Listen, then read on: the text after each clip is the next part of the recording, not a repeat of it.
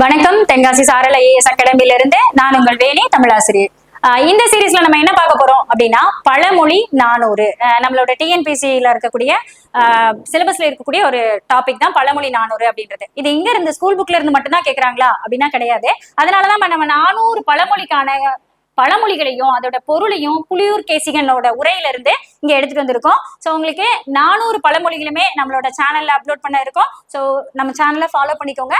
பழமொழி 400. இன்னைக்கு நம்ம ஃபர்ஸ்ட் பார்க்க போறது அருகதேவன் வணக்கம் அப்படின்னு ஆரம்பிக்கக்கூடியது. எப்பவுமே நம்மளோட 14 கீழ்கணக்கு நூல்கள் மேல் கணக்கு நூல்கள் எல்லாத்துலயுமே கடவுள் வாழ்த்து அப்படின்றது ஒண்ணு இருக்கும் இல்லையா? அதே மாதிரிதான் முன்றுரை அரையனார் எழுதின இந்த பழமொழி 400க்கும் கடவுள் வாழ்த்தா இருக்கக்கூடியதுதான் இந்த அருகதேவன் வணக்கம். இந்த பாடல்லையும் நம்மளுக்கு ஒரு பழமொழி இருக்கு அப்படின்றதுனால இந்த பாடலை நம்ம எடுத்திருக்கோம். இந்த பாடல்ல இருக்கக்கூடிய பழமொழி என்ன, இந்த பாடல் என்ன பார்க்கலாமா? அரிதவித்து ஆசின்று உணர்ந்தவன் பாதம் விரிகடல் சூழ்ந்த வியன்கண்மா ஞாலத்து உரிய தனிர் கண்டுணர்ந்தார் ரோக்கமே போல பெரிய தன் ஆவி பெரிது. இந்த பழமொழி 400ல இருக்கக்கூடிய 400 பாடல்களுமே உங்களுக்கு பழமொழி இருக்கு. இந்த முதல் பாடல்ல இருக்கக்கூடிய பழமொழி பெரிய தன் ஆவி பெரிது அப்படின்றதுதான். சோ இதற்கான பொருள் அப்படின்றது உங்களுக்கு புலியூர் கேசிகனோட உரையே இங்க கொடுத்திருக்கோம். சோ என்ன அப்படின்னு பாருங்க.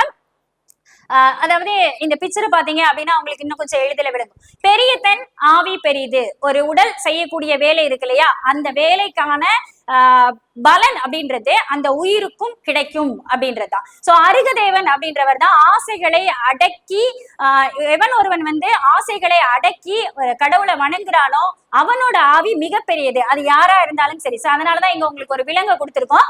அங்க மனிதனாதான் இருக்கணும் அப்படின்னு அவசியம் இல்லை. யாராக இருந்தாலும் எதுவாக இருந்தாலும் ஆசைகளை அவித்து அடக்கி அருகதேவனை வணங்க வல்லவன் அப்படின்னு ஒருத்தர் இருப்பா இல்லையா, அதுதான் பெரிய தன் ஆவி பெரிது அப்படின்ற பழமொழியில உங்களுக்கு இங்க கொடுத்திருப்பாங்க. அவித்து அடக்குவதற்கு அருமையானவை ஆசைகள்.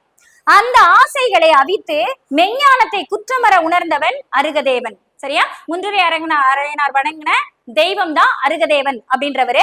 பரந்த கடல் சூழ்ந்த இந்த அகன்ற இடத்தை உடைய பெரிய உலகத்திலே அவன் திருவடிகளை தமக்கு உரிமையாகும்படியாக தம் உள்ளத்திலே தெளிந்து உணர்ந்தவர்கள் இருப்பாங்க இல்லையா, அவங்களதான் குறிப்பிட்டிருக்காங்க. உணர்ந்தவர்கள் எவரோ அவர்களே பெரியவர்கள். சரியா? பெரிய செயல் செய்யக்கூடிய அந்த உடம்பு இருக்கு இல்லையா, அதுக்குள்ள இருக்கக்கூடிய உயிரும் பெரியது. அததான் பெரிய தன் ஆவி பெரிது அப்படின்ற பழமொழியில உங்களுக்கு இங்க குறிப்பிட்டிருப்பாங்க. சோ இதுக்கான ரொம்ப குட்டியான விளக்கம் அப்படின்னா இந்த 2வது பேராவை நீங்க எடுத்துக்கலாம்.